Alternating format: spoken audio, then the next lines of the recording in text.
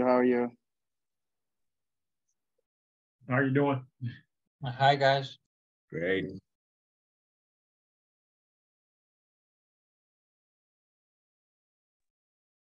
Good evening, good evening.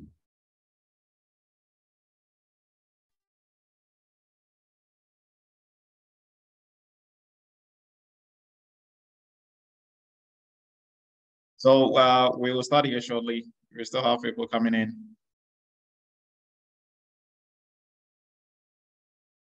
And quick question, Alan, are you able to see the charts? Like, will you be able to monitor the charts for me? I'm actually still at work, sir. Oh, okay. Yeah, I figured. All right. I was trying to see either Brandon or Shango. Are you also able to monitor charts?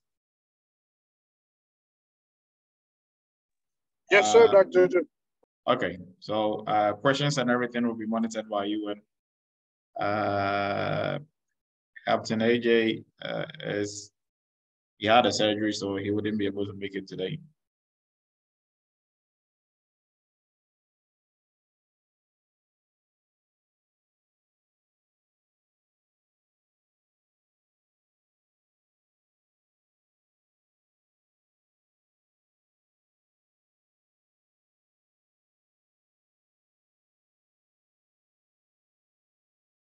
All right, everyone, we are starting off time now. Let me pull up our presentation real quick, and then we will get from there.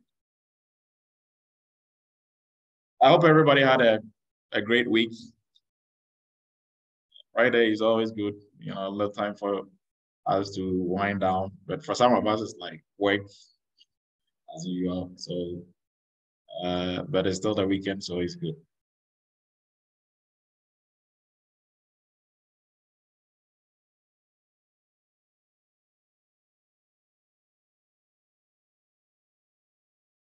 So we're still allowing people in. People are joining, so please bear with us for a little bit. But whilst we're waiting, if you have any questions, you can bring it up. But we are starting off, it's 7:02. I think we will start off 7:05. Is a hard time for us to start.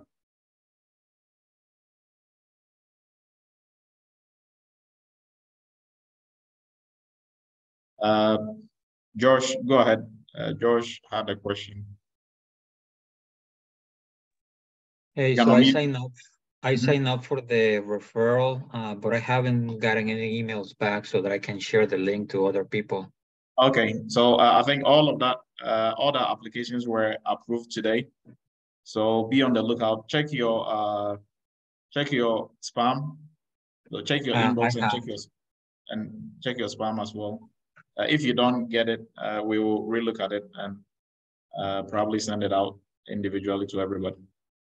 Okay, yeah, I did that earlier this morning, so I was hoping by the end of the day, but still nothing. Okay, still nothing. Okay. Good you brought it up.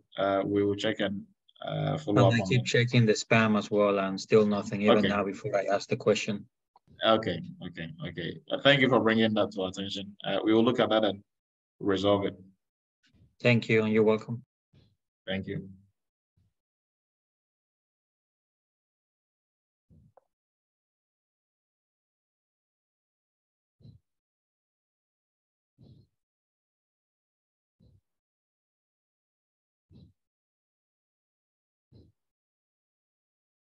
All right, we still have people coming in. So we are going to start, and then, you know, as people are coming in, we're going to allow them in.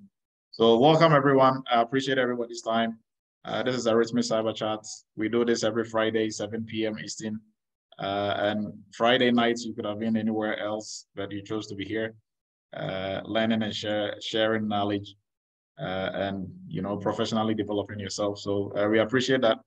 And like always, we are going to make sure your hour plus that you spend with us is not going to be wasted. So you are going to gain something new from, you know, at least something to add to your body of knowledge that you have already.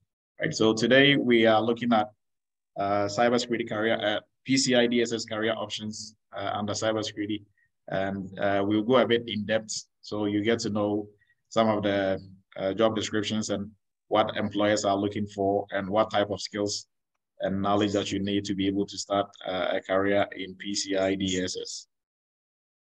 So welcome to Eretmis Academy. If you are new, Eretmis Academy is where we train cybersecurity professionals to become the best security professionals that they can ever be.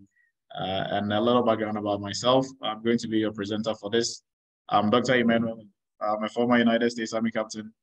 Also a former professor at University of Maryland Global Campus and CTC, Central Texas College. I'm the founder of Eretmis Inc.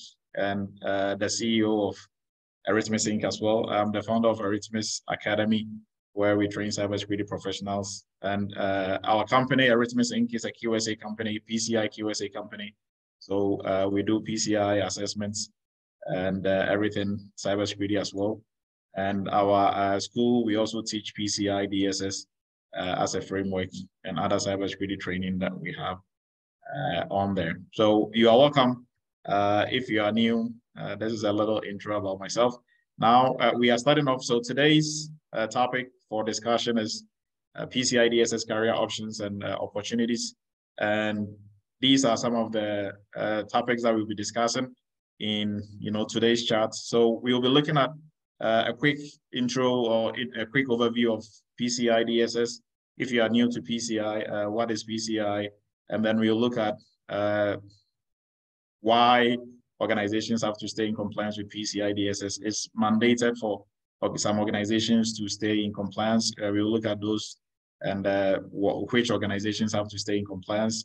And we'll look at the need for organizations to employ PCI DSS subject matter experts. Then we'll look at some PCI DSS job titles or jobs, right? And then we'll look at some of the duties and responsibilities of a PCI DSS subject matter expert within an organization. And then what certifications do you need to be able to start a career in PCI DSS? What are employers looking for in a potential PCI DSS professional that they want to bring on board? And then salaries for PCI DSS professionals. And we'll look at some career options as structured by Eretmis Academy. And then we'll do some Q&A. Okay, so we have a handful. Yes, this is being recorded and it's on YouTube as well. So I think there was a question in there. We are streaming live on YouTube. So if you're on our YouTube channel, you'll be able to see that as well. Right, so let's keep going. So we will start with cyber news like we do. This is a new added on for our cyber chats. So every week, at least we pick 2 news that borders on cybersecurity. So in this week's news, some German airports, I think there were 7 or 6 of them, their websites had an incident, a security incident. So their websites, 6 German airports, I think 6, their websites were hit with a DDoS attack. And if you don't know what a DDoS attack is, we call it distributed denial of service attack. And this type of attack, the goal behind it is not to break into your network and to steal your data or anything. The target of this is to target the availability portion of your CIA triad, right? So, cybersecurity, what we are protecting in cybersecurity is 3 main things, right? We are protecting confidentiality, integrity, and availability. Now, this type of attack, the goal behind it is to disrupt your availability. So if they are hitting your website with a DDoS attack, then it means your website is not going to be available, right? And your customers wouldn't be able to go on there, buy tickets. Your customers wouldn't be able to go and check their tickets, right? And do any transactions online. So some of the airports that were hit were, I think, Düsseldorf, Nuremberg, Dortmund, and the rest. So the rest they didn't list. So these were some of the airports that were hit. The big ones like Frankfurt and the rest, they really they weren't able to touch. So Berlin, Frankfurt, and Munich, they were not able to touch those. So the details as to how this attack occurred is still not known. This happened I think, yesterday. So it's pretty new, right? So just to let you know, and most often, surprisingly, airports, they are kind of notorious for falling victim to DDoS attacks, right? So their website being down and stuff. So that is one of the cyber news that we are looking at. And then also the next one is Indigo. So Indigo, for our folks in Canada, is a bookshop. And also their website was attacked like a week ago, and their website is still down. I think now maybe probably still up, it's up, but it was down for almost a week. They couldn't, get it back up. So the company really didn't release much information as to exactly how the attack went, but some school of thought, or some experts within the industry, they are forecasting that it was probably a ransomware attack, right? So ransomware attack, but the company is also, they posted on Twitter that none of their customer data was or credit card information was compromised, right? So, but they are kind of tight-lipped about what really happened. So we are assuming it's a DDoS attack, but we don't have all that information. And for anybody on here who, not DDoS, ransomware attack. So for anybody who is not familiar with ransomware attack, now you know how people used to kidnap other people and ask for money. That is what has moved onto the cyber side. So here, they are not kidnapping people, but they are kidnapping your data and they are asking you for money, right? So sometimes when you even pay the ransom, they don't still release your data. That is the funny part about it, right? So ransomware attack is very common, right? And what they do is once they get onto your network, they encrypt your data. That is how they kidnap your data. They will encrypt your data, and they are the only ones with the encryption key. So if you don't pay them, they are not going to give you the key, or they are not going to decrypt your data for you. And sometimes even when you pay, they don't decrypt it, right? So that was for cyber news. Now, I mean, if you want to stay abreast with what is going on in the industry, you also have to stay abreast with cyber news, and you can get cyber news anywhere, everywhere. Google, any other of these search engines. If you type in cyber news, you'll be able to read and know what is going on, right? So let's do a quick introduction of PCI DSS for anybody on here who is not familiar with PCI DSS.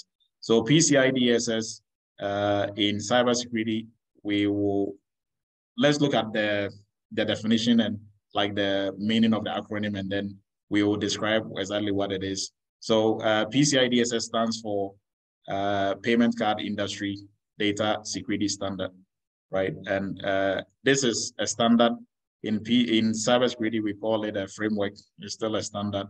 So it's a standard that we follow to ensure that credit card and debit card information that we are accepting. So when I say we, assuming I'm a merchant company or service provider.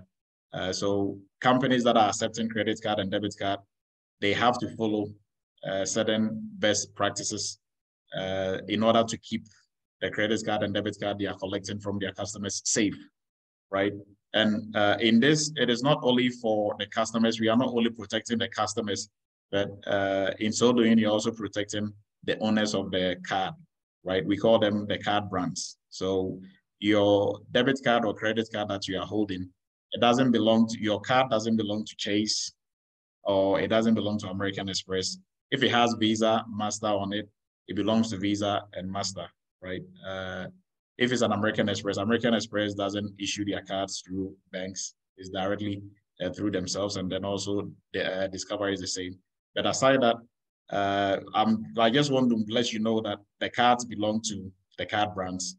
So if the card is stolen and money is spent on it, it goes against the card brands, not necessarily your bank, right? So the card brands, they had to come up with a way of protecting their cards. So anybody who wants to accept their card for payment, you have to follow the measures that they put in place in order to protect the cards, right? So because it belongs to them, and then also for the customer using it, they're also protecting the customer. So they put together a company called PCI Council, right? So it's PCI DSS Security Standards Council.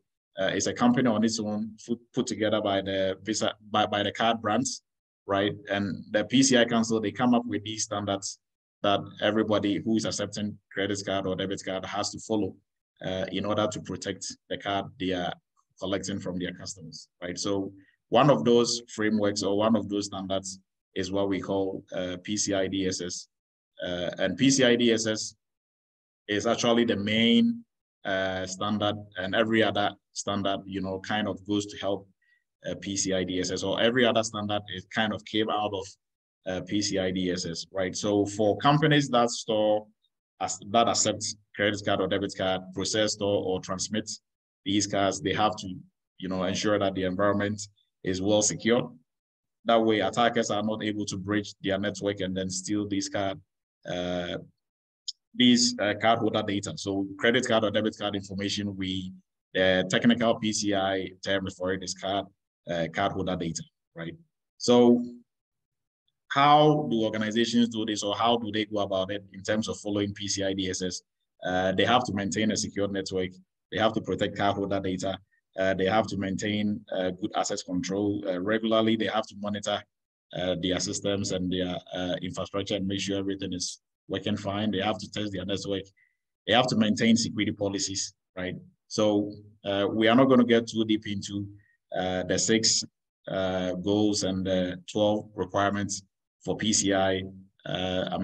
We can get into that later on. I think in our previous PCI sessions, we went deep into those. So this is a quick introduction for anybody who is not familiar with PCI DSS. So it is a framework, just like other frameworks like HIPAA, NIST, Cybersecurity framework, CIS controls, CIS control version 8, and the rest, ISO. PCI DSS is similar to that, but PCI DSS's focus is on protecting cardholder data, which is credit card and debit card information from customers to organizations or merchant companies or service provider companies, right? So that is a quick intro to PCI DSS, right? So if you want to learn more about that, you can, take our free PCI DSS course, or on our YouTube channel. There is a whole cyber chat that we did on PCI DSS. You can look at that as well. So who has to stay in compliance with PCI DSS is any organization that accepts credit card or debit card information, right? So if they accept credit card and debit card information, there's another step, or like there's another level, which is if they process, transmit, or store, right? But for like what we are doing today, we will just say if they accept credit card or debit card information, right? Without going too much into the technical aspect of it. So, but regardless, whether they are storing it by themselves or they are having a third party do that, they still have the responsibility of making sure the credit card information they are collecting from their customers is kept in a safe way, right? So any which ways, if your company is accepting credit card or debit card, there is no easy way out. You have to stay in compliance, or your third party service provider has to stay in compliance, right? So this goes to show you that every company or organization in today's day and age has to, in some way, stay in compliance with PCI DSS, because everybody accepts credit card or debit card. I don't know of organizations that only accept cash, right? It can be some maybe small mom and pop shop somewhere accepting cash, but even that, they don't really want to grow, right? Because if you want to grow, you want to sell online, you want to be able to accept all forms of payment, including card, right? So if organizations fail to stay in compliance, there is a fine. They also, if they get breached in so doing, their company's reputation will be at stake. Customer trust is also, going to be at stake. And PCI, the card brands will fine you. You have to pay like a hefty fine if you don't stay in compliance, right? So, I said there are a lot of frameworks similar to PCI DSS, like ISO, SOC 2, HIPAA, and the rest. But PCI DSS, when we talk about frameworks within cybersecurity, some frameworks are mandated by law, Others are mandated by industry, and others are not mandated by anything. You can choose to follow them or not. So example, ISO, you can choose to follow ISO or not, right? There's no legal backing or industry mandated requirement for following it. Now, maybe some companies that you are working with might want to see that you are ISO compliant. That is different. You are not really obliged to even work with those companies, right? So, but when it comes to PCI DSS, you are mandated by the industry, that is the card brands, to stay in compliance. So it is not nice to have, it is a must-have for organizations. And because of this, that is what is going to lead us into our next slide, which is why do organizations need PCI DSS subject matter experts, right? But before we do, we are just going to do a quick rundown of all the industries that require PCI DSS, that has to stay in compliance with PCI DSS, right? So from retailers and e-merchants, e-commerce merchants, hospitality and food services, right? Healthcare, health insurance, guys and girls, financial institutions, including banks and credit unions, government agencies and public sector organizations, non-profits, organizations that accept credit card and debit card as payments, educational institutions, including universities and schools, transportation side, we have the airlines and the car rentals.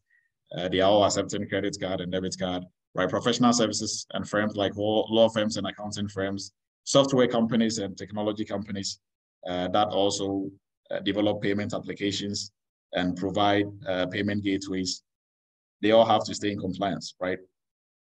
This is by no means like all of it. I mean, but these are like the major industries that have to stay in compliance. So with that leading into who needs to employ a PCI DSS SME or subject matter expert or a PCI DSS specialist. So all these industries that we looked at, they need a PCI DSS subject matter experts on their team, right? So either on their as a standalone employee or as part of their GRC team working specifically on PCI DSS, right? So all these industries, I don't think any of them are going to, wake up one day and say we are not accepting credit cards anymore. And then they are probably like they want to go out of business then. So the need for credit cards and debit cards, they are not also going anywhere. When crypto came up and crypto became really crazy, cryptocurrency. Now cryptocurrency ended up making cards, right? So using cards for payments is not going anywhere. Even if you are using your smartphone, smartwatch to do, pay directly, the information on there is from your credit or debit card, right? That you've entered in there and you are using directly to use your NFC, right? So credit cards and debit cards are not going anywhere. These card brands, they're also not going anywhere. So, and attackers are getting hungry and smarter. If you don't take care, they are going to breach your system and steal credit card and debit card information. And for anyone who is not aware of the other side of the internet, we have, internet for the bad side that is called the dark web. So that is where they sell the credit card and debit card that they steal, right? So if an attacker is able to steal maybe 5 million credit card information, like 5 million credit cards from a merchant, what they do is they cannot use all 5 million or the million, that they stole. So they will sell it on the dark web for $5 or $2. So if they sell 1 million credit cards for $5, they just made 5 million, right? And then those, malicious people who buy it will also use it to purchase other stuff, and it's a whole crazy world going on, there. So the need for these organizations to stay in compliance with PCI DSS is very key. And because of that, they require the expertise of people with the knowledge and skill in PCI DSS to help them stay in compliance. So these are some of the reasons why these organizations that we looked at, or the industries, will want to employ somebody with the expertise in PCI DSS. The first reason is that the standard itself or the framework is complex, right? PCI DSS is a whole world on its own. It's very complex. So organizations, they need somebody with the expertise, with the technical know-how to be able to help them understand, make sense out of the framework, and then also implement it well to help them pass their assessments or to stay in compliance with PCI DSS all year long, right? So they need somebody with a deep understanding of how the whole process works, and that really saves them a lot of headache, right? Organizations trying to figure it out on their own without a subject matter expert on there can be problematic, right? And two, PCI DSS standard changes, I think, every 2.5, 3 years, right? There is a new standard that just came up, the version 4.0, right? So we are still in the transitioning period from version 3.2.1 to version 4.0, right? Now, organizations will have to come up with a transition strategy to be able to meet 4.0 when it becomes the only standard, and they have to follow, right? So, like going back to what I talked about earlier, they will need somebody with the know-how who is keeping up with the changes that is going on in the PCI DSS industry to be able to help them stay on the right side of PCI DSS, right, and stay in compliance. So these changes occur, or PCI Council brings about, or they add, to the old standards and make it a new version because of technological advancements and because of the threat dynamics that are out there and vulnerabilities that are springing up every day. So new versions have to be made to make sure that the framework or the standard is relevant. So because of that, PCI DSS subject matter experts or specialists are also going to be needed to help guide the organization on this journey or on this path when they have to transition from one version of the standard to another, right? And then we come down to the third reason is risk management or risk assessment. So PCI DSS experts or specialists, they are able to do assessments, identify gaps that the organization might have in their PCI DSS compliance, and come up with solutions for the organization to be able to do remediation and to be able to meet and stay in compliance with the standard. And the fourth one that we are going to look at is during the audits. So for every organization that has to stay in compliance with PCI DSS, annually, every 12 months, they have to undergo an audit or a self-assessment, right? So for the audit, you need somebody to be a liaison between your company and the QSA company that is doing the audit, right? And that's somebody who is the liaison between your company, who works for your company, has to be somebody with the technical know-how when it comes to PCI DSS to be able to work hand in hand with the auditors and make sure that you pass the audit, right? So for organizations, if they fail their PCI DSS audits, guess who will know about it first? Their CISO, and then their CEO is also going to know about it. So PCI DSS is very high visibility in every organization. So they need somebody who knows what they are doing to be able to help them stay in compliance, right? So for the audit part, they will still need a subject matter expert to help them on that side, right? And then now we come to the last reason, that is resources. So organizations, they have limited resources, and everybody in the organization is pulling from the same amount of resources. So HR, the IT folks, accounting folks, they are all pulling from the same resources. So when it comes to PCI compliance, if you don't have anybody on staff whose job it is to make sure that you are staying in compliance, when it comes to asking for resources for things, PCI, PCI might probably be left out. And PCI is the bloodline of the organization, because if the organization is banned from accepting credit card or debit card, I don't think anything is going to move, because there will be no cash flow, and cash flow is what makes your organization run, right? So a PCI DSS expert can help the organization manage resources when it comes to the PCI side and effectively advocate for anything PCI DSS within the organization and make sure the organization stays in compliance, right? So these are the 5 reasons why an organization will need a PCI DSS subject matter expert, right? And in summary, the PCI DSS expert will help the organization or service provider, so will help the merchant company or the service provider to navigate the complex to navigate the complexities of PCI DSS and also like the technical aspect of it, and will help them with their audits and also manage resources to effectively continuously stay in compliance with the standard, right? So those are the reasons why organizations will need a PCI DSS subject matter expert. Now, these are some of the job titles and roles for in PCI DSS within PCI DSS when it comes to organizations. If organizations are employing, they are employing in these roles for PCI DSS subject matter experts. Now, I know like most people will normally ask, so if I go through Eretmis and I finish the course, what are some of the job titles or the roles that I can assume? These are some of it, right? So we go down the list, and this is by no means all of it.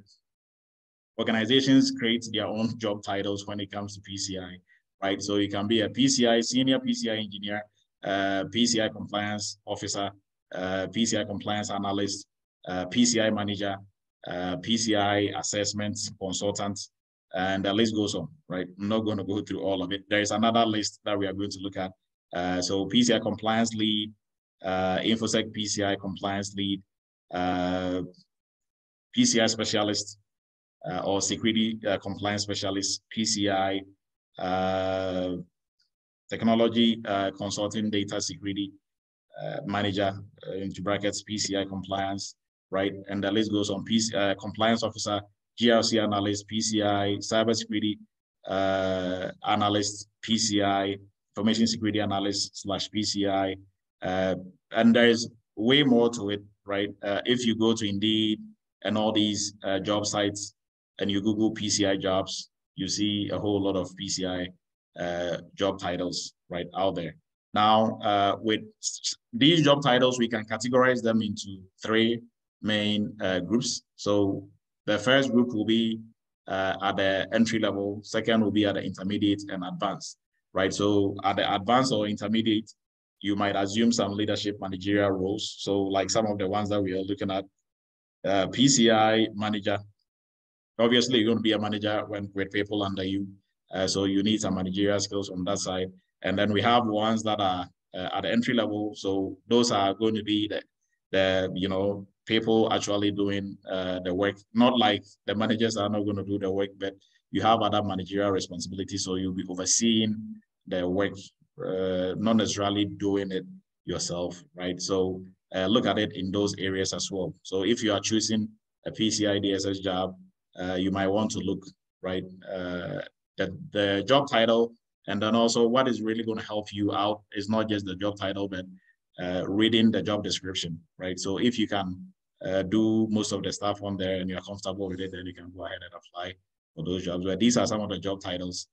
By no means all of it, but these are quite a handful of it that you see around, right? So now let's look at some of the responsibilities. So what are you going to do as a PCI DSS subject matter expert within the organization, or as a PCI DSS specialist or manager, or any of these job titles? Now, this list was compiled from job postings that are out there, right? So we didn't create this list. This is what employers are looking for, right? So this list, and this is not by any means all of it. There is a whole, catalog of it, but this is exactly what employers are looking for. So as part of, and it's not in any specific order, and these are not the only things you are going to do, but just to give you an idea, what are some of the things you are going to be doing on the job as a PCI DSS specialist or subject matter expert within the company. And then also, at least you have some idea what like employers are looking for, right, as well. So you assist in leading and monitoring PCI compliance program.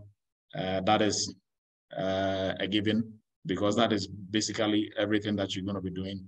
You're also going to verify PCI requirements, so controls or requirements. You are going to collaborate and work with other teams on products and services.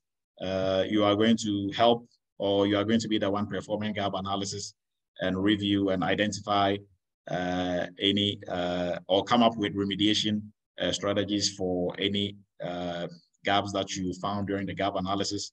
You are going to oversee, this is if you are in a managerial spot, you are going to oversee like periodic monitoring of everything PCI DSS, including audit logs and the rest, right? And you assist other teams. So you'll be working as a PCI DSS, anything within the organization. We will look at the soft skills side of the job and the technical skills side of it as well. But you're going to be working in teams, so you should be somebody with good communication skills and collaborative skills, right? So you'll assist with security team during the review and then also during remediation when your pen testing report is out, and also for your vulnerability scans or your ASB scans, you're going to be the one coming up with remediation strategies together, probably with somebody else on the team to help remediate whatever issues that were found during your vulnerability scan or during your pen testing. And then you're also going to support PCI DSS related business, customer and partner requests, collaborate with other teams, like I said earlier, participate in customer related due diligence. So this is probably from a job description where the company was a service provider, or they had to deal with customers on those levels, carry out organizational internal PCI audits. So as an implementer or as a PCI specialist, PCI manager, you'll be doing an internal assessment before the external auditors come in to do an external assessment, right? So the internal assessment will help you to identify any problems and issues, and then you have to fix those first before an external assessor comes in to do the final assessment, right? So if your organization has anybody who has the knowledge and skill, they can do this. But the title, or if the organization has taken somebody to the PCI Council to get certified as an ISA, they are going to be the ones doing it. But you don't need to be an ISA to be able to do this. Right? If you have a good PCI DSS training, you should be able to do this because you know how to do it. Right now, you're also going to support in the completion of your, like at the end of your audit, your company will have to, the QSA company will give you report on compliance. Now, report on compliance is going to be prepared by the QSA, but then you as the liaison, you have a place to sign, and you also have to be the one going over the whole entire report with your QSA to make sure everything is right, as he or she saw it. And if there are any maybe problems with the admin portion, that is the name and address and stuff, you can also correct that as well. And you are going to be in charge of if not only you and probably like the networking folks and some IT folks, you will be in charge of identifying the scope or defining the scope, the PCI scope for your organization, right? So that is identifying the area on your network that cardholder data moves around, or where cardholder data is processed or transmitted. So any system that touches cardholder data, any technology, any people that touches cardholder data, they are all going to be in scope, right? Or any process that touches cardholder data is also going to be in scope, right? So these are some of the duties and responsibilities of a PCI DSS subject matter expert within the organization, right? So now we come to the question of certifications. I get this question a lot. What certification am I going to get, or what certification do I need to be able to work as a PCI DSS subject matter expert in any organization? Now, the simple answer to this is you don't need any certification, right? But there's a caveat to that. So you don't need any certification. You need the know-how to be able to do this. And for some job descriptions, you see they'll have on there that you should have QSA or you should have ISA, Now, just to explain what that is, for job descriptions that are posted, they are prepared by recruiters and HR, right? People from HR. Now, these people, they don't really have the technical knowledge, or they don't have the know-how when it comes to PCI or when it comes to IT in general, right? So they just put what they think is a certification in PCI on there, because you cannot be a QSA floating around QSA with the QSA title without working for a QSA company, right? And if you work for a QSA company, you cannot be working for a merchant company as well. So you can't be applying for a job and say I'm a QSA, because you are not, right? Or say I'm an ISA, because ISA, it is the merchant company that you're going to work for that can send you to PCI to get qualified as an ISA. So to be able to become a QSA, you have to work in a QSA company and meet the minimum requirement to be able to, you know, for them to take you to PCI to get you qualified as a QSA, right? So for you to work in any of these merchant organizations, you can't be a QSA and you can't be an ISA coming in, right? So they don't require you to have any certification. Now, with that being said, PCI is a niche in cybersecurity. So if you don't understand cybersecurity, you are not going to do well in PCI, and you can't really function well in any organization. So to show your cybersecurity skills, or to show your cybersecurity abilities, if you have a couple of cybersecurity certifications, it goes to show that, you know, at least you have what it takes. So you can have any cybersecurity certification. You should be good. Security Plus, CISSP, CISA, SIM, all of it. If you have any of those, you are good, but they are not required, right? Organizations that you are going to work for, they really care less if you have a PhD in PCI DSS. What they care is, can you do the job? So during interviews, are you able to convince them that you can do the job? And when you pass the interview and you are employed on the job, can you really function, right? That is what they are looking for. So not necessarily certifications. So don't get hung up on certifications. Most people will ask you, I want to be a QSA. You want to be a QSA and then do what, right? Like, your end goal is going to determine what you want to be. And to be a QSA is not, you cannot just go write the exams on your own and say you're a QSA, or to be an ISA or to be an ASB. You cannot just do that on your own as an individual. You have to first be employed by a company with that credentials or with that certification, and then they can, you know, transfer that to you. And when you leave the company, you are no more a QSA. So if I leave Eretmis Inc., I can't parade myself and say I'm a QSA. I'm a QSA in what QSA company, right?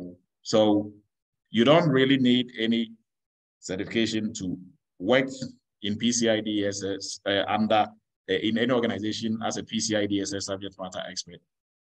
But if you have certifications from other certification bodies within cybersecurity, it goes to show that you have a good working knowledge in cybersecurity, and, you know, that will translate into how well you'll be able to help them implement PCI DSS within the organization. So I hope this is clear. Now, let's move on and go to the expectations of potential employers. So what are employers looking for? So in PCI DSS, it is no different from cybersecurity in general, because PCI DSS is a niche within cybersecurity. And in cybersecurity, I tell everybody, when it comes to what skills organizations are looking for, or what skills we are looking for in cybersecurity, and in PCI in this instance, is not only your technical knowledge in PCI, right? So we are looking at two sets of skills: your technical knowledge, which is your hard skills, and your non-technical knowledge, which is your soft skills, right? So we are going to look at what kind of hard skills or technical PCI skills employers are looking for in a potential PCI DSS subject matter expert or specialist or manager in their company, right? So what kind of skills are they looking for? So for the technical PCI skills that they are looking for, they require you to have a strong PCI DSS knowledge and skill base, right? So that should be a foundation coming in. They expect you to have, they expect you to be able to navigate the complexities of the PCI DSS standard. You should be able to do some, like prepare them for an audit. You should be able to manage resources effectively in line with PCI DSS. You should understand PCI DSS compliance. You should be able to identify non-compliance areas. So during gap analysis, which areas are non-compliant. You should be able to assist your QSA or your auditor doing the PCI DSS audits where they are report on compliance and their AOC attestation of compliance as well. Let me go back.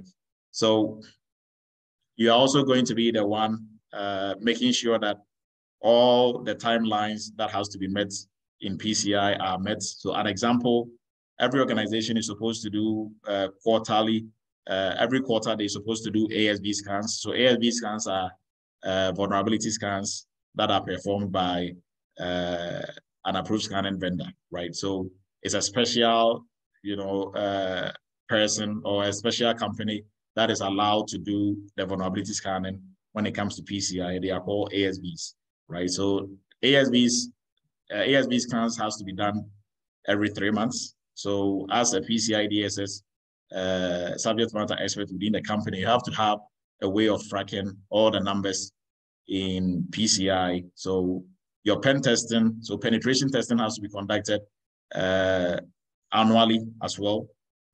So that they do external and internal. So all that you are going to be the one tracking and coordinating with whoever is going to do it. And then when they are done, they are going to give you their report. So you go through and you do any remediations that has to be done. And all these are what employers are looking for within the technical skills aspect of this. So you should be able to lead a security enhancement project. You should understand and document complex branded payment acceptance or card servicing processes. You should be able to define the scope, and you should be able to prioritize PCI DSS activities within the organization. You should be able to manage and communicate key compliance milestones for critical systems to whoever is in charge of you or to top management.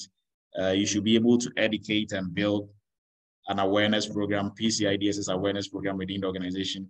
Now, this is by no means all the technical skills that you need, but this is just some of it, right? So now we are going to look at some of the non-technical skills that you are going to need as a PCI DSS subject matter expert. So first one is mentorship and coaching. You should be able to mentor and coach, anybody who is under you or who needs PCI DSS mentor and coaching.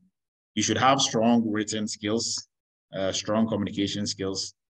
You should be able to, and strong presentation skills. I will say that too.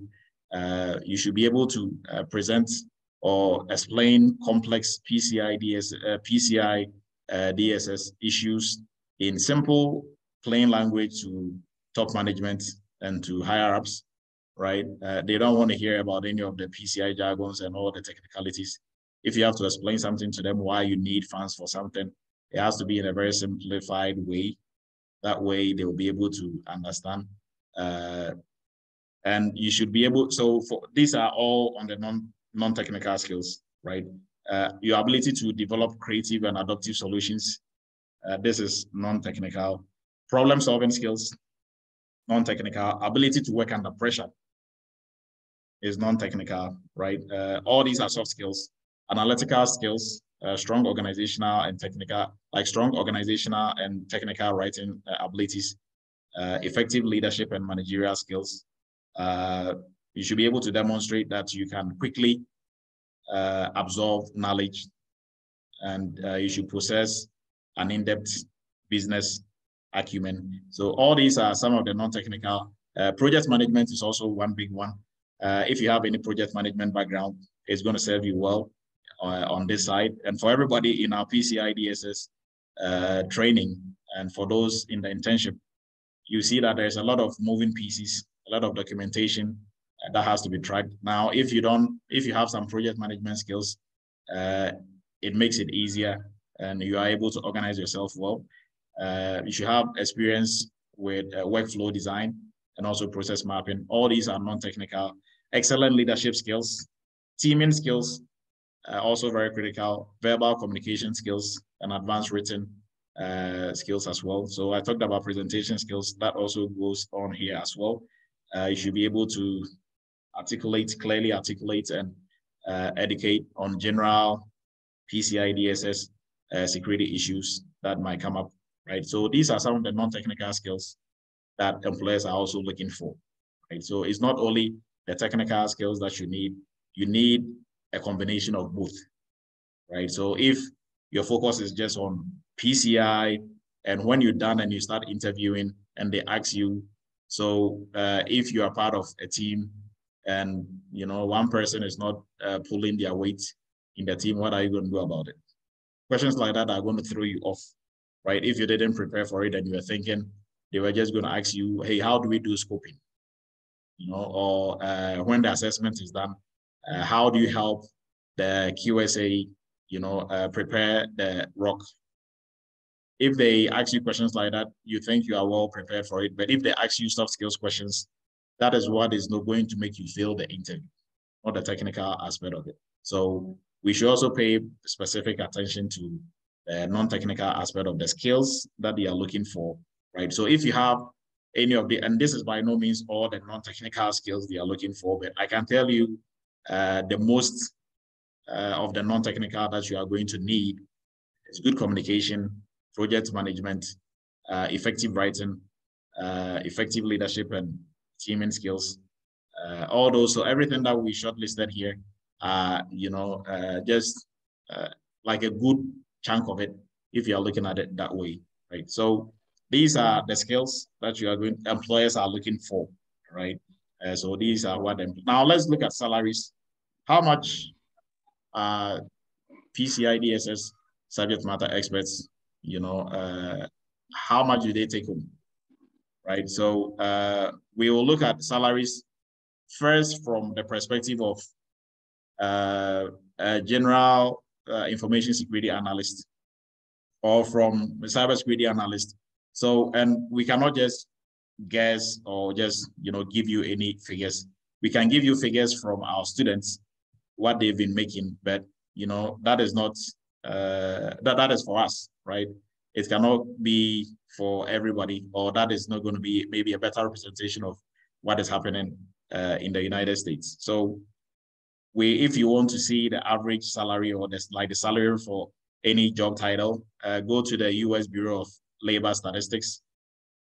That is where you are going to get the most accurate. So according to the labor statistics, the mean annual salary of an information security analyst is 113K, right? So that is for a general cybersecurity practitioner, right? Now, we listed the whole, this is also, this whole table is from the National Bureau of Statistics, the Bureau of Labor Statistics, right? So they have the highest percentile is 90%. So people within that percentile, they are taking home 65K, and we have 75 percentile, 131K, right? So our students are in between here. For the entry level course, they are in between here. For PCI, you should be between here and up, right? Because you are specializing in a niche within cybersecurity. So if somebody without the specialty is collecting this, then obviously you should move for something bigger, right? So for PCI, you shouldn't take anything below 130. So 130, if you are starting off, I would say, and if you have some IT, like a vast, a lot of years under your belt in cybersecurity or in IT, then obviously you should be looking at 150 plus, right? And if you have good bargaining skills, I think during one of our meetings, I don't remember his name, but he said he was interviewing for a job and they were, I think the salary was from 174. right? And he did one for almost 200. So if you want to bargain well, you can get, those figures and more, right? But this is going to be the range. So it depends on how well you bargain or how confident you are about your skills and your abilities going into the job, right? So, and even on the job, you can always ask for an increase. So this is the average that we are going to state for PCI DSS subject matter experts within the organization. Okay. Now, career path and opportunities. So what are some of the opportunities for anybody who wants to get into the PCI DSS area? So we looked at why organizations require PCI DSS subject matter experts, because organizations are going to continue to accept credit card and debit card payments. Attackers are continuing to try to steal those card data information, and they are going to need somebody to help them stay in compliance with PCI DSS. That way they don't get fined and they don't get breached, right? And with that being said, it shows that there's only going to be growth in the PCI DSS niche. It's only going to go up. The demand for PCI DSS professionals are only going to go up. Now, who is eligible to, pursue a PCI DSS career? So anybody with or without an IT background can pursue a career in PCI DSS. But the caveat to that is, without an IT background, you have to first go get some cybersecurity background before you can get into PCI, right? If anybody tells you you can jump straight into PCI without any cybersecurity or IT background, it's not the whole truth, right? You can do it, but like I always say, it's like you want to learn engineering in French. You want to use French to learn engineering, right? Or you want to attend a school that teaches engineering in French, and you don't know French. If you are very ambitious, you can still do it. So, but now you are learning French and you are learning engineering at the same time. So I don't know how you are going to do it, but everything is doable. I would, if I was the teacher teaching the engineering, I wouldn't advise you to do that. I'll first advise you to go learn French. And once you're done, come to the engineering class, right? So even if you have the engineering, let's say like the engineering mindset, and you have some engineering background already, but it's not, through you using French. Now you have to understand French, obviously, before you can sit in an engineering class being taught in French. So same thing applies here. If you don't have any IT background or cybersecurity background, I will highly not encourage you to get into PCI. I will encourage you to get into, start from somewhere, maybe go get Security Plus, but not just passing the exam, but making sure that you really learn and go through whatever training you are going through to gain the knowledge and skill that is required for somebody holding Security Plus, and then maybe try and get into PCI, right? Or whatever IT field that if you are already in an IT field, then you should be good. If you're already in the cybersecurity field or you've studied cybersecurity, you have a good working knowledge, then you should be good, right? So that is going to be for eligibility. Anybody can do it, but the fine print is what I've just talked about. Now, what are some of the career opportunities within the PCI DSS field?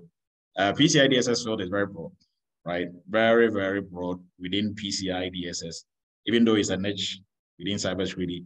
When you go into that niche, it is very broad. So anything that you are doing within PCI, there's always a tremendous opportunity for growth.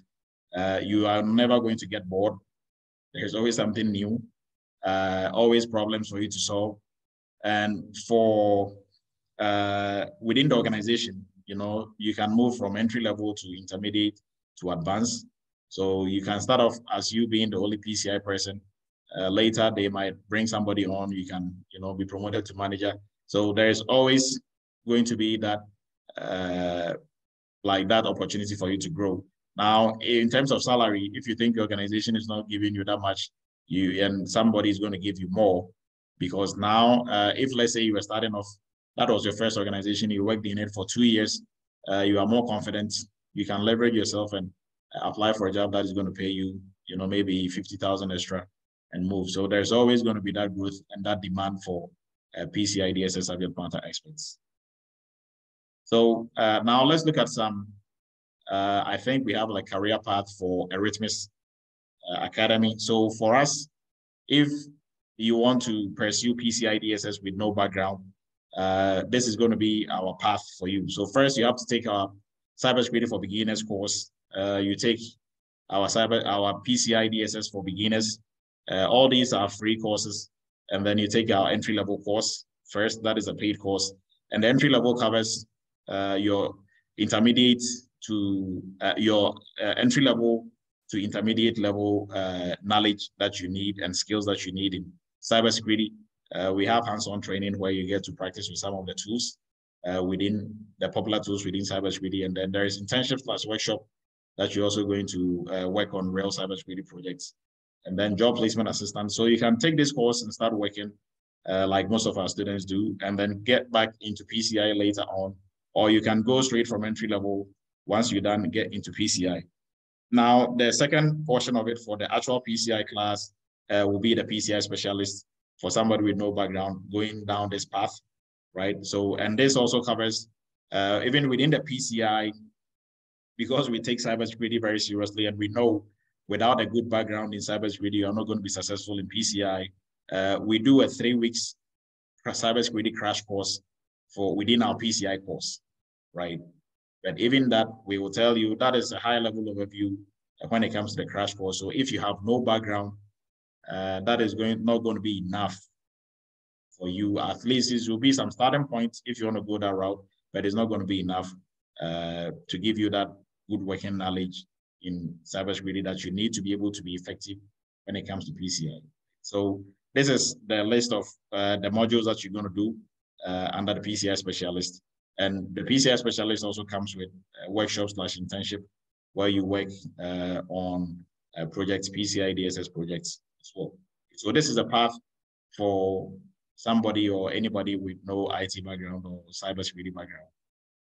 And for our folks with some IT background or cybersecurity background, the first thing is obviously take our free course first, the PCI for beginners, and then you can take the PCI specialist or the expert, right? You don't have to take the specialist before you take the expert, or you can go that route, take the specialist and upgrade later on to the expert. So when it comes to upgrading, you only have to pay the difference for the fees, and you'll be upgraded to that level. Now, the difference between the specialist course and the expert, PCI DSS specialist and expert, with a specialist, we are training you to be an implementer within an organization. So you are going to be an internal, if you want to look at it from the perspective of internal and external assessor, you are going to be the one doing internal assessments and making sure they are continuously staying in compliance, right? So you are going to work for merchant and service organizations. So you are going to help them stay in compliance, right? For the expert, you are going to learn everything within the module of the specialist, and you can do everything that the specialist will do, but you're also going to learn PCI DSS audits as an external auditor, right? So although like the specialist, you'll be able to do your internal audits, but with the expert, you are going to learn how to do an audit like a QSA, right? So with the expert, you can work in both a QSA company or work in a merchant company, helping them stay in compliance, or with a QSA company, helping perform audits, right? So with expert, you can work on both sides of the equation. Now, for both courses, for the specialist, it's a 4-month course. For the expert, it's a 6-month course. So it's a 3 months for the training and then a month for the workshops and the projects that you're going to be working on. Now, for the expert, it's 4 months and 2 months for the projects that you're going to be working on. So our new PCI class begins on the 27th of February. If you want to join this class, you can join. Now, our classes are held. We have online versions and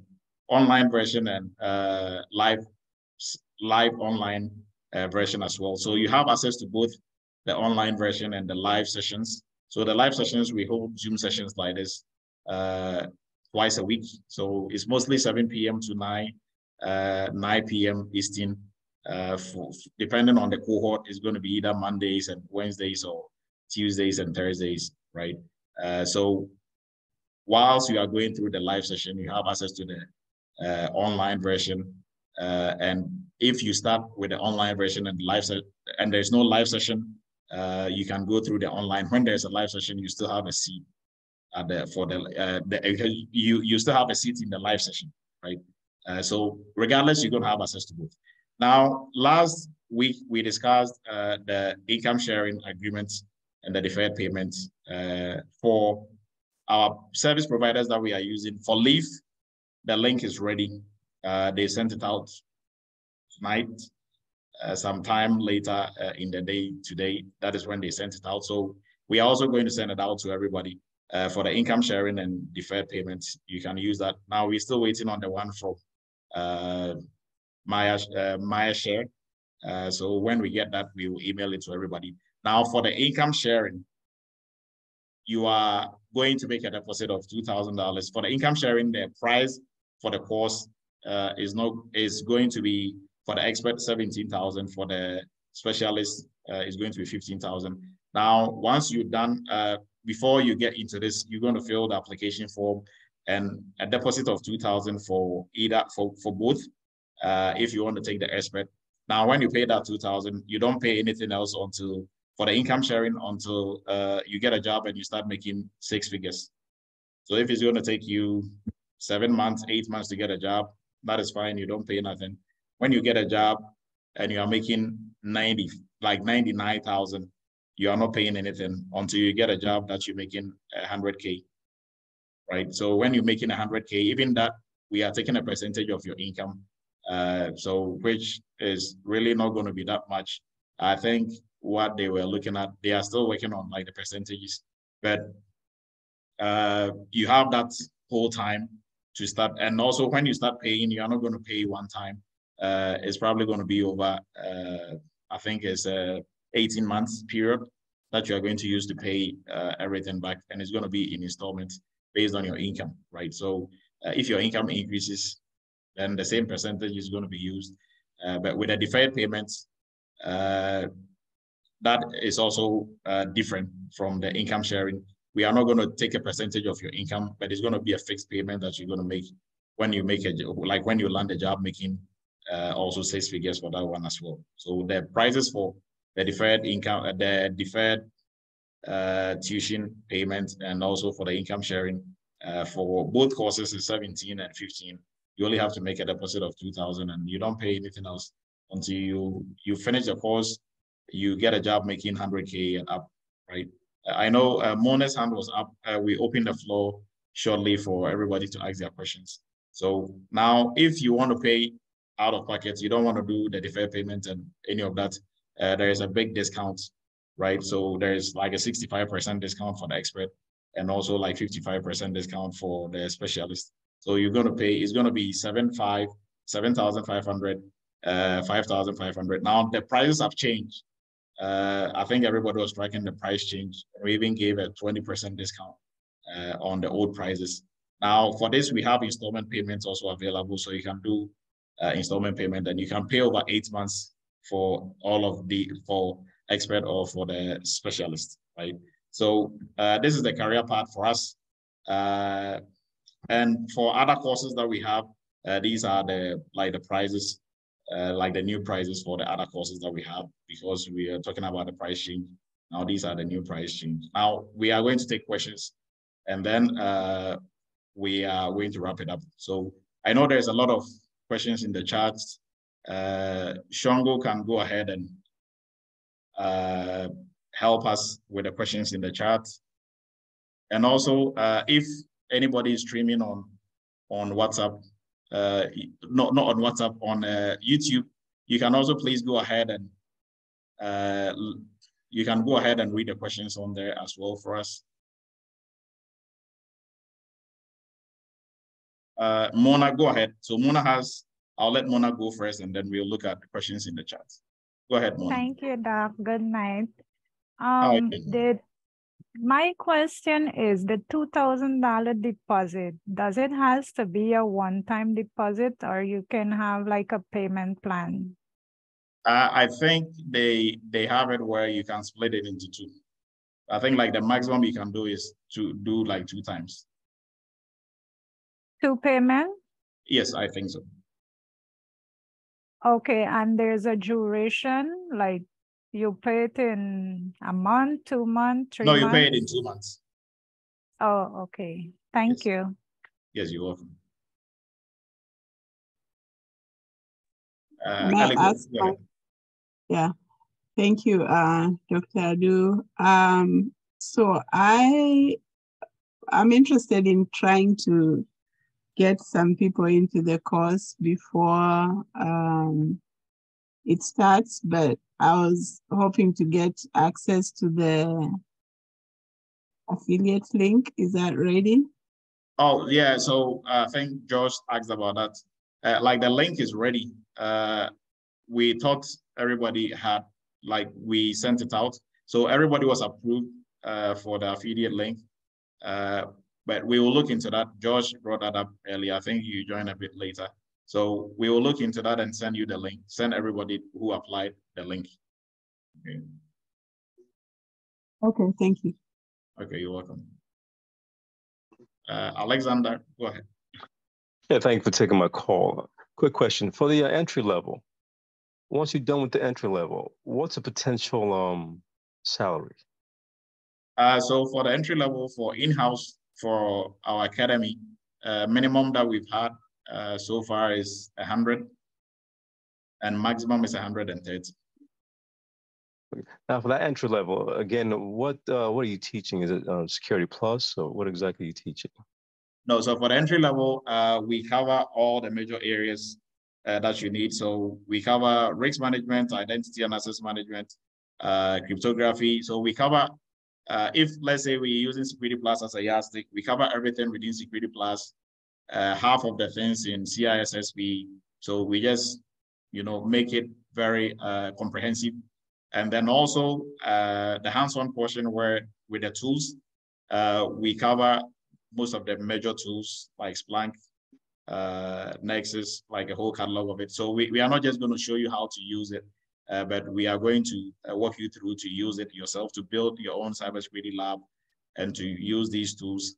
And then also job placement assistance is part of it. And on top of that, you'll be part of the workshop/internship where we pair you and your cohort with one of our sister companies, and you work on projects, cybersecurity projects for these companies. So the projects have also been set up where it covers almost everything that you're going to be doing on the job. So you are going to be working on projects, incident response projects, risk assessments, setting baselines, doing policy reviews, and like a whole list of it, right? So the knowledge and skill that you're going to gain from the entry-level course will be applied on the workshop/internship, actually doing the job for a company, right? So that is how that is the whole package for the entry level. And then you have job placement where we help and walk you through how to get a job. And with the resume as well? Yes, so resume, cover letter, how to answer interview questions. And also, the best part about it is for every interview that you get, right? So every interview invitation that you get, we are going to do mock interviews with you and go through how to prepare for it. So if it's going to take you 100 interviews to get a job, we will do 100 mock interviews with you. Thank you so much. That's my question. Appreciate it. Thank you. Eliku, is your hand still up, or that was from previously? From previously, I'm going to lower it, okay. Sorry. Okay, go ahead. Josh.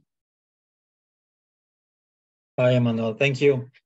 So you mentioned earlier that the internship is paid? No, so the internship is more of a workshop, right? Got it, okay. Even though, so you are going to be working on projects, but then we teach you how to do the projects, and then you go do the projects with your team, and then we will do QA, QC, we'll QA, QC it. If it's good, we move on to another project, right? Got it. And the other question is, how does the job placement work? Like, do you guys have companies reaching to you saying, we have a job, or how do you help with this process?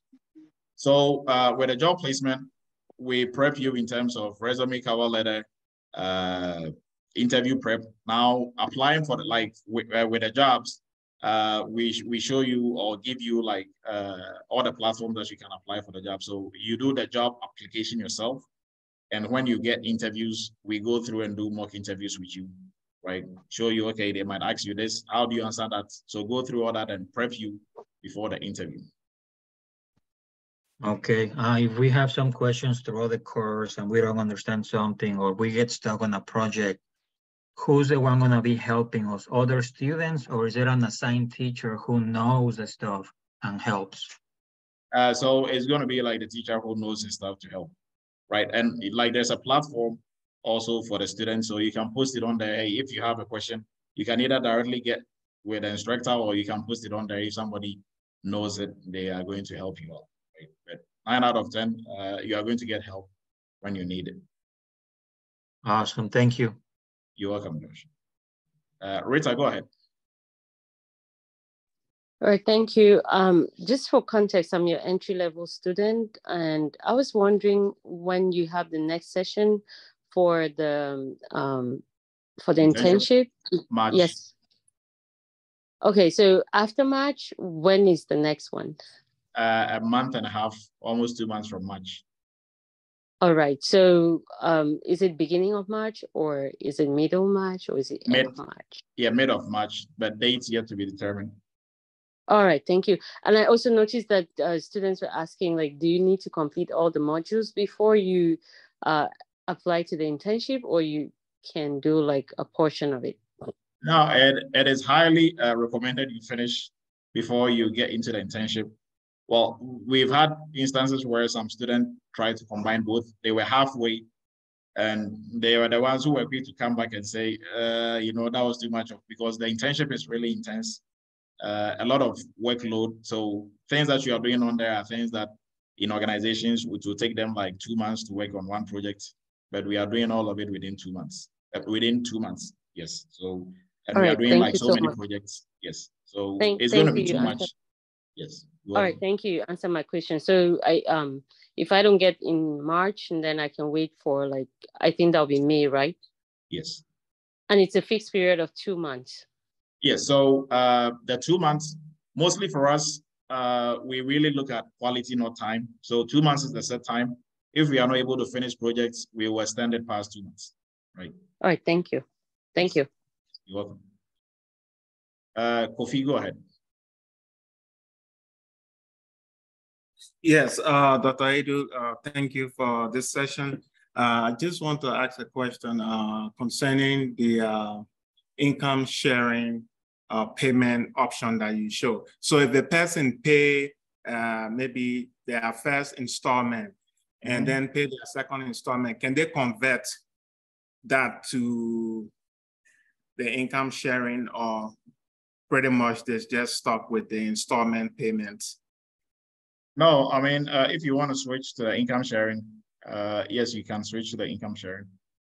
Okay, then my next question is, what would be your definition of IT background?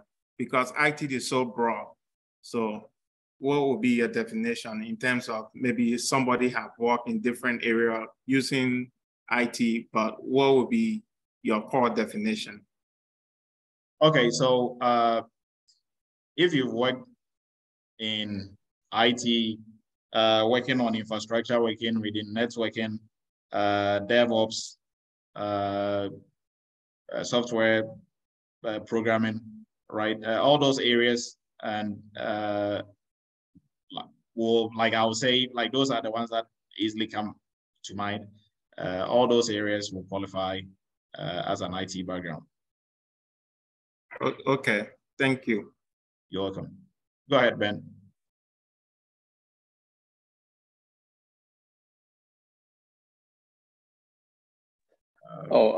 Hi, I have a question. So to your experience as somebody who has been, teaching PCI DSS, and I believe there was a lot of students that have learned from your academy. Do you have like statistics of those who got a job and those who didn't get? What was their, challenges they met when looking for jobs? Okay, so I'll generalize it for all of our cybersecurity students, because finding a PCI DSS job is no different from finding a normal security analyst job. So mostly it comes down to how serious you are with the application, right?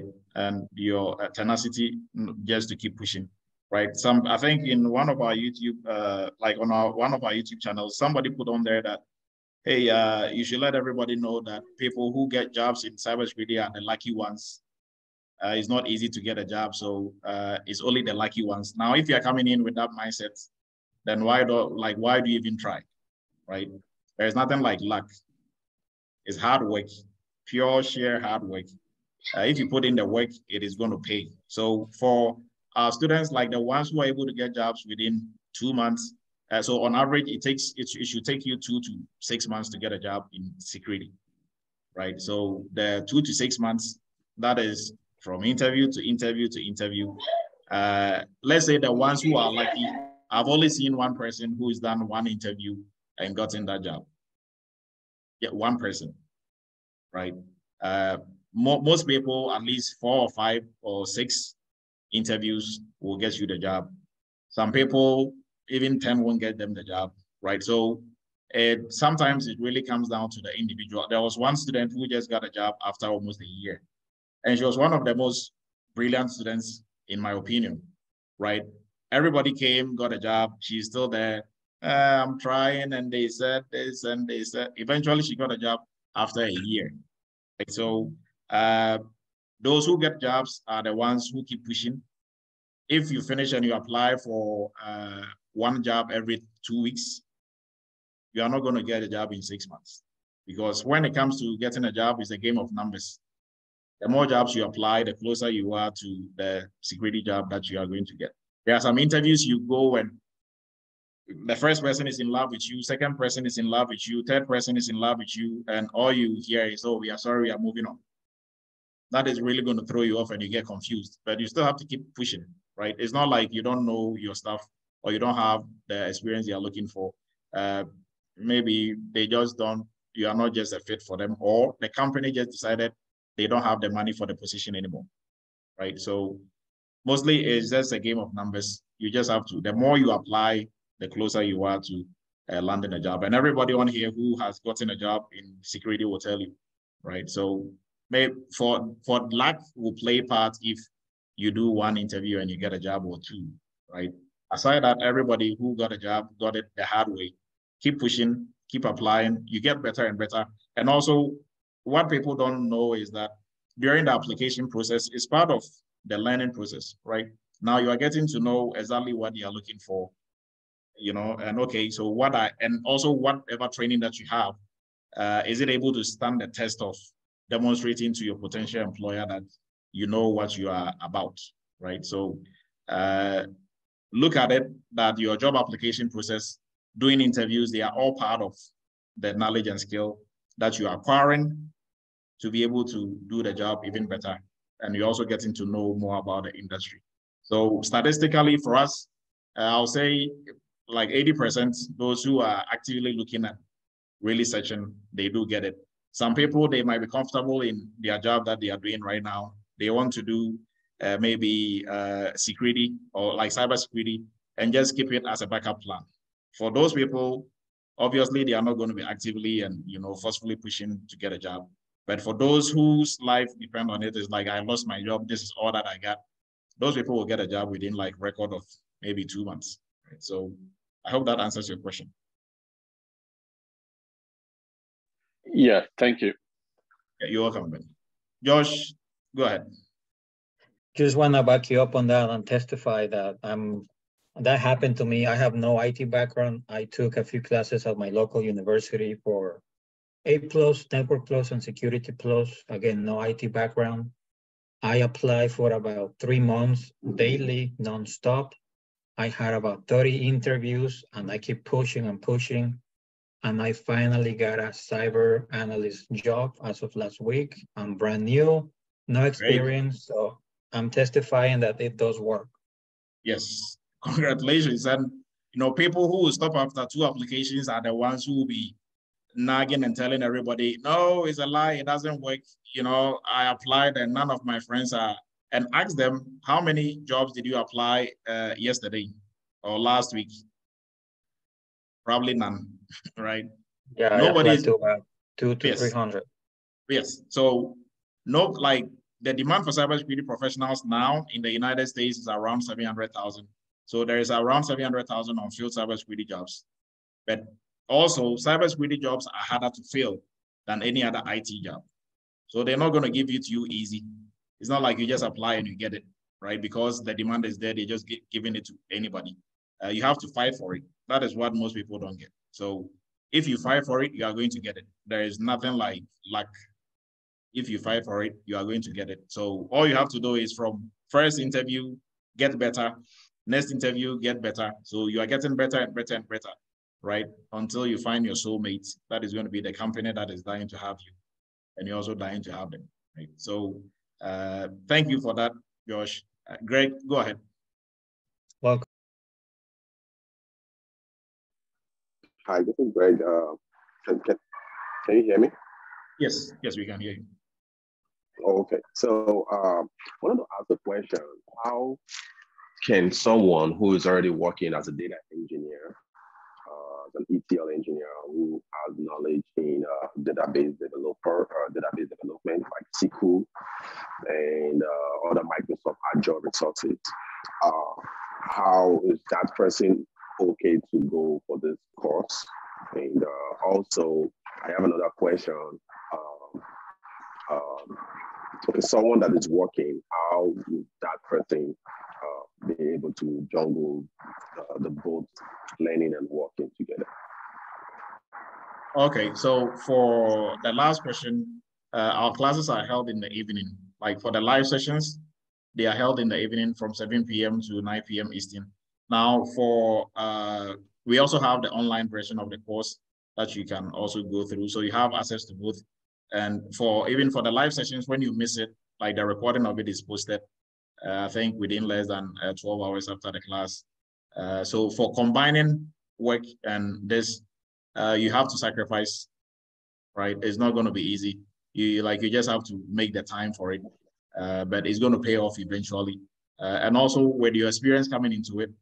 So reason why we say IT background now, cybersecurity touches on everything IT, everything within IT, right? So networking, software development, database. I mean, so anywhere that you are coming from, you are bringing something that is part of cybersecurity. So, and as how we are going to help you out with your IT background and help you have a foundation in security is we do a cybersecurity crash course, 3 weeks of cybersecurity crash course. That is not part of your 3 months or your 4 months for the training. That is on us. We do that to help you, gain that foundation moving into PCI. Right? So hopefully that helps. Yes, thank you very much. Okay, great. You're welcome. Go ahead, George. Dr. Edu, I want to thank you for this opportunity. I'm just closing for my job from the cybersecurity, and I want to encourage everybody that it works, because I was like this when I started, and I know I used to bother you a lot about the interviews, the resumes, and I started on Monday, I told you. So I want to let everybody know that it works, but you have to do the hard work. You have to apply to 20 applications a day. You're gonna do interviews. You're gonna regret some of the interviews, but you keep pushing, you keep studying, and you will be able to get it. That's all I want to tell everybody. Oh, and George, what's your background, George? Nursing, I'm an RN. Okay. So just to let you know, for anybody who thinks they can't do it, I mean, it is doable, but it's not easy. Like I always say, on here, we're not going to tell you it's easy. It's not easy. But if you really want it, then you are going to get it. Okay, thank you, George. Yes. Thank you, sir. Thank you very much. Yeah, you're welcome. Baya, go ahead.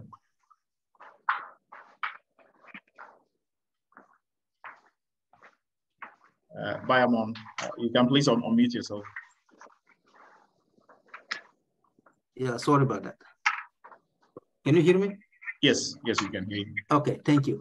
Can you please explain how the cybersecurity hands-on training work and who is qualified to take that training?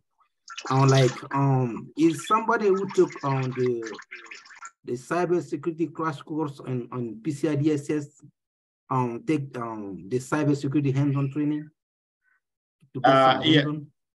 Yeah, so the cybersecurity hands-on training, the focus of it is on tools, right? So we walk you through how to build your own cybersecurity lab. So building virtual machines and setting up like a hypervisor, taking you through tools like Splunk, Nexus, Qualys, and others like that. And then also showing you a little bit of the command line when it comes to Windows and Linux, showing you some of the hacking tools, right? So it's just tool-based.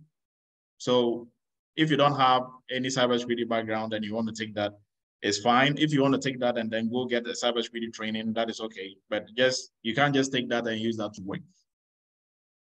You know, because even using the tools, you have to know the science behind it. Now, for what you're asking, if you took the crash course within the PCI training, now you have some background, you can take the tools aspect as well, right? So that is going to, you know, augment and help. But for anybody who wants to take that, should be somebody with some, you know, security background coming into it. Maybe you took Security Plus and you want some hands-on training working with the tools.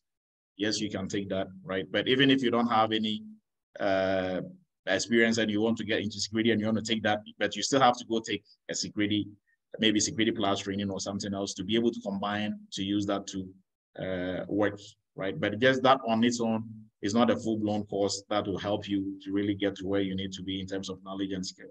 But for Bayamon, for you, you can take it because you've done the crash course. Yes. All right. Thank you. All right. So I'm going to leave it to Mr. Walker to go through the questions for us. If you start asking the questions for us, Mr. Walker. Yes, sir, Dr. Du, I did. I do believe I answered all the new people's questions. Okay. If they have any, I would recommend that they ask you right now, but I do believe I covered them all. Okay. I appreciate the time. So if there are no more questions for the group, I appreciate everybody's time. Happy Friday and also a wonderful weekend to everybody. We'll meet again next week, Friday on Cyber Chat. But for our interns, we are meeting tomorrow at 10 a.m. Eastern. And for everybody else in the PCI and other classes that we have, we are going to meet during the week. But for everybody else, we'll meet again next week, same time, God willing. Have a blessed weekend and we meet again. Stay blessed.